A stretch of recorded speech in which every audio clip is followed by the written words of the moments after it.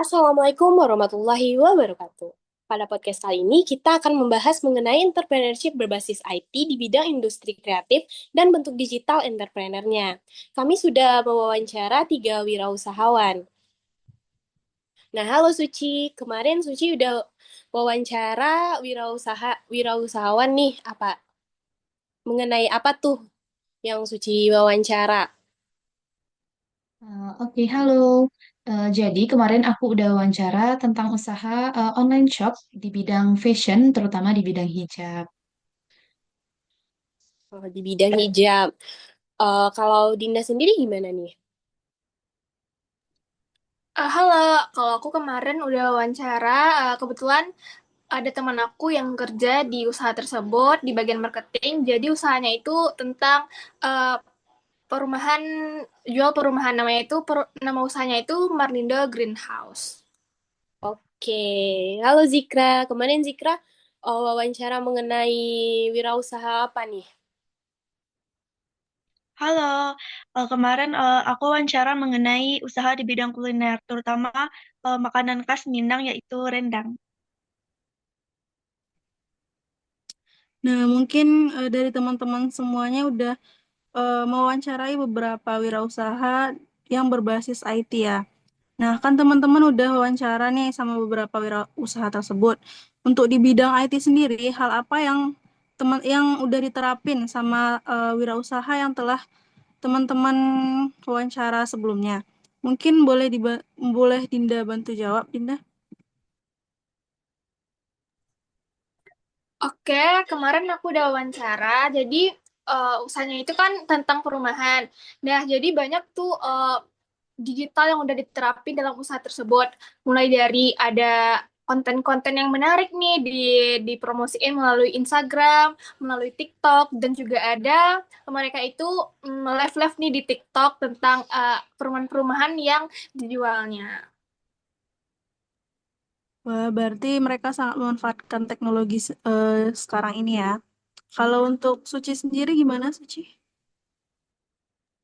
Oke, jadi kalau aku itu udah wawancara online shop yang di bidang hijab kemarin.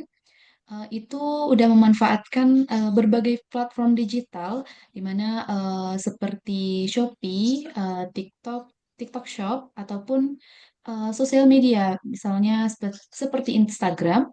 Jadi platform-platform tersebut dipakai untuk baik pemasarannya, sehingga menjangkau pemasarannya itu lebih luas dengan platform yang digunakan berbasis digital ini.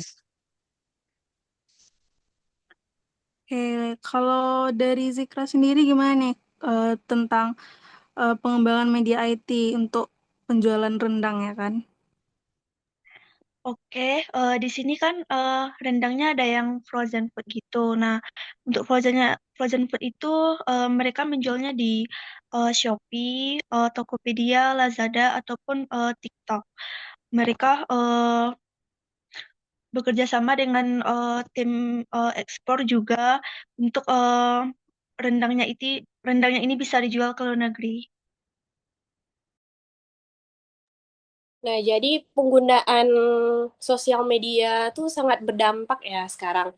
Nah, kalau dampak penerapan entrepreneurship buat perkembangan dan keberhasilan perusahaan tuh kayak gimana? Contohnya sebelum menggunakan platform digital nih, ada nggak perubahannya setelah menggunakan itu? Boleh tolong dijawab, Zikra? Boleh. Nah, di sini dampak yang dialami oleh wirausaha itu yaitu pertama kan rendang. Rendang kan cuman taunya di Minang. Nah, karena promosinya cuman di sekitar Sumber aja. Nah, apa namanya?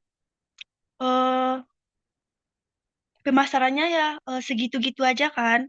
Nah, kalau udah pakai sosial media, misalnya kayak live di TikTok, terus juga untuk ekspor ke luar negeri itu mereka income-nya itu bertambah. Nah, jadinya pemasarannya luas, terus untuk eh, masyarakat di luar negeri juga bisa merasakan rendang, karena kan mereka nyebut dengan frozen food gitu. Terima kasih. Nah, bener banget. Karena rendang ini salah satu makanan terenak di dunia ya. Jadi semua orang bisa merasakan dengan adanya ekspor dari usaha tadi. Nah, kalau dari Dinda gimana nih mengenai hasil wawancara Dinda? Nah, kalau aku sendiri kan kebetulan kan teman aku tuh di bidang manajemen. Nah, untuk dampak dari penjualan melalui digital itu tuh sangat berpengaruh banget ya bagi perusahaan tersebut. Karena seperti kita tahu, kalau kita menjual rumah itu kan biasanya cuma bagaimana kita mengajak nih konsumen itu agar bisa membeli rumah. Nah, dengan adanya konten-konten menarik di Instagram, di TikTok, nah itu tuh cakupannya kan bisa luas, bisa kita customer itu lihat-lihat dulu gimana nih perumahannya.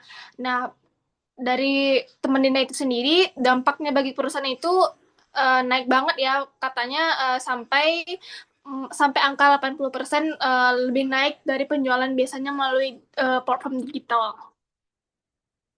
Jadi platform digital ini sangat membantu tanpa harus kita ke tempat itu untuk melihat langsung kan.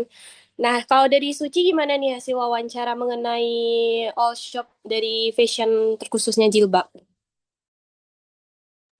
Nah, kalau dari aku hampir sama ya sama Dinda tadi, karena di bidang fashion, jadi penjualan itu jangkauannya lebih luas, kemudian dalam penjualan juga lebih fleksibel, kita tidak harus langsung melihat barang seperti apa, tapi juga bisa melalui media aja. Terus untuk perkembangannya melalui digital ini juga bergantung pada tren. Jadi gimana kita bisa menyesuaikan dengan tren yang ada, sehingga dengan ketika dia bisa menyesuaikan dengan tren yang ada, tentu dia bisa mengembangkan usahanya lebih maksimal. Terus juga dengan pemanfaatan digital ini, dia mengatakan bahwa pendapatannya tentu meningkat serta mungkin target juga bisa tercapai dengan pemasaran yang lebih luas tadi, karena tidak hanya satu platform, tapi berbagai platform yang digunakan. Dengan menggunakan platform-platform digital ini sangat berpengaruh untuk abad 21 ini ya, karena kita harus mengikuti tren biar lebih maju dan usaha kita lebih berkembang nantinya. Nah, mungkin kesimpulannya ya emang platform digital itu sangat dibutuhkan di era saat ini karena mengikuti teknologi itu mungkin ada dampak positif dan negatifnya, tapi mungkin kita lebih berfokus pada hal-hal positif yang kita dapat dari platform-platform digital untuk promosi suatu produk tersebut. Oke, terima kasih ya teman-teman atas hasil wawancaranya. Mungkin sekian. Wassalamualaikum warahmatullahi wabarakatuh. Waalaikumsalam warahmatullahi wabarakatuh.